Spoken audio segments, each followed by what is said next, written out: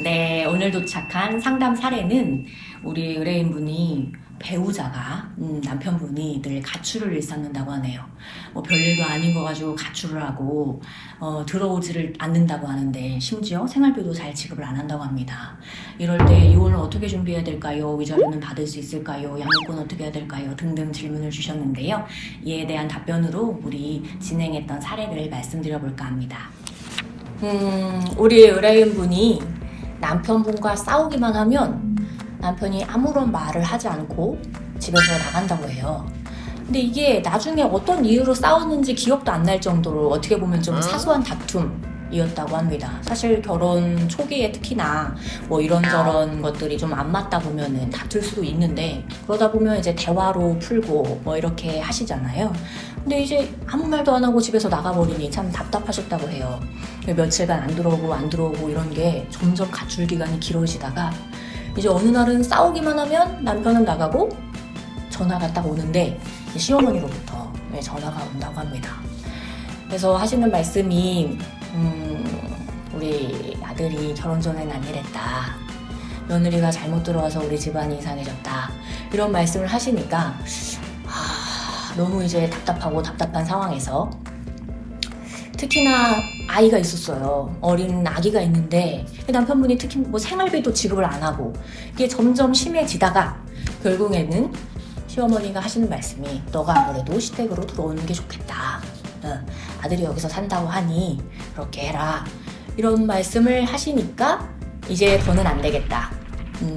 남편분은 싸우기만 하면 대화를 거부하지, 예를 들어 이제 좀 마마보이라고 할 수 있겠죠. 무조건 그런 일이 생기면 쪼로로 가가지고 이제 시어머니한테 다 말씀을 하지. 연락 오는 분은 시어머니지. 그리고 시어머니께서도 뭔가 좀 남편을 타일러서 좀 보내거나 이러셨으면 좋겠는데 이제 우리 의뢰인분 탓을 하니까 요즘 시대에 내가 이러고 살아야 되나 이런 생각이 드셨다고 해요.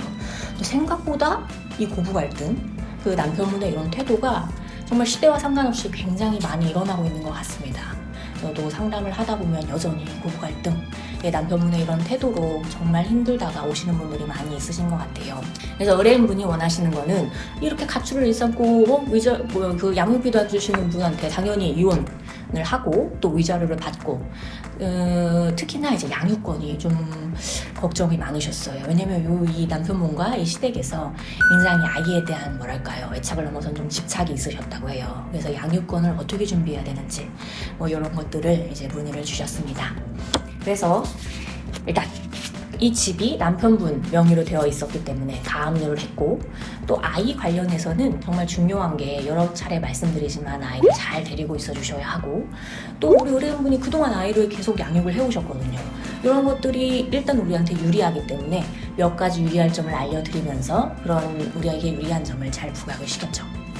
그래서 위자료라는 게 사실 쉽게 인정되지 않는다고들 합니다. 뭐 액수도 그동안 당해온 거에 비해서는 크지 않다고 생각을 하시는 데다가 그런데 이 사안에서는 이 상대방의 가출이라든지 뭐 생활비 미지급이라든지 여러 가지 뭐 폭언 등이라든지 이런 걸 잘 전달을 하면서 위자료를 이제 인정을 받게 되었고요. 이혼, 뭐 위자료, 양육권, 재산분할 전부 안전하게 승소하면서 우리 의뢰인분이 아무래도 소송이 마무리되고 얼굴도 조금 더 좋아지시면서 이제 새로운 출발을 하실 수 있게 됐습니다. 우리 의뢰인분이 정말 이혼을 결심하기까지 얼마나 힘드셨고 얼마나 참으셨고 얼마나 괴로웠는지 알기 때문에 정말 이혼 후에 조금이라도 편안한 생활 하시기를 진심으로 바라는 마음에서 소송을 진행했다 보니까 굉장히 기억에 남고요.